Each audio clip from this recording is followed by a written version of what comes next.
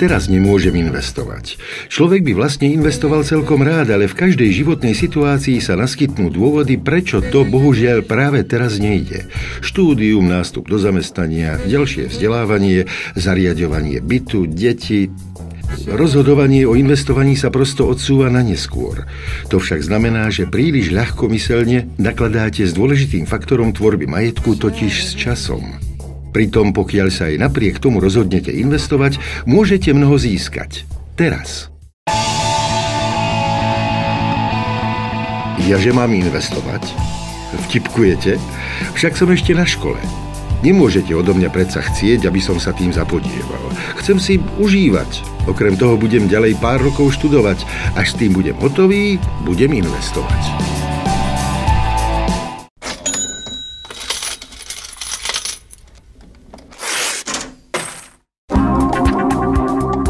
Hádam, odo mňa nečakáte, že budem práve teraz investovať. Nezabúdajte, že som len pred pár rokmi začal pracovať.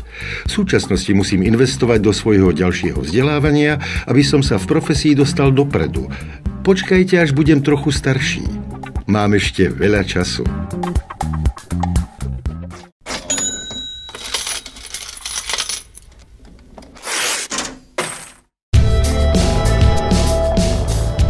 Ako by som teraz mohol investovať?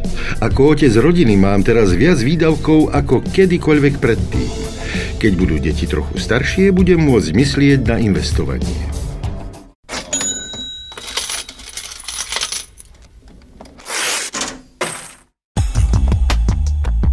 Želal by som si, aby som teraz mohol investovať, ale s 2 študujúcimi deťmi to jednoducho nejde. Stoja ma každú korunu a ešte viac. V posledných rokoch som sa musel dokonca zadlžiť, aby som im mohol zaplatiť vzdelanie. To ale nebude trvať večne a potom budem môcť začať investovať.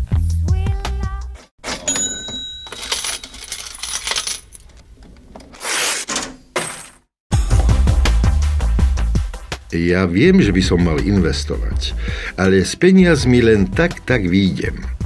Pre mužov v mojom veku je ťažké začínať. Prečo som len nezačal už pred 20 rokmi s malými čiastkami každý mesiac? Možno z toho ešte niečo bude.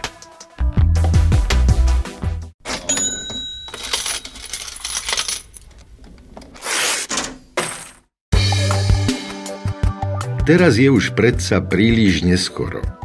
Bývame u nášho najstaršieho syna. Nie je to síce ideálne, ale čo máme robiť? Máme síce štátny dôchodok, ale či sa dá z toho žiť?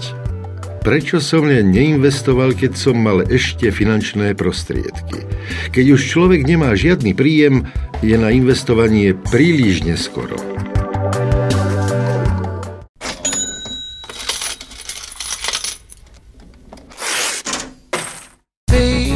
Začnite dnes. Na investovanie nie je takmer nikdy neskoro, ale minulosť ukázala, že čím skôr sa začne, tým vyššia býva výnosnosť vkladu. Nájsť ideálny okamih pre začiatok investovania je veľmi ťažké.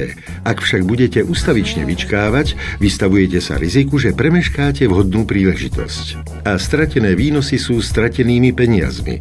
Tie vám nikto nevráti.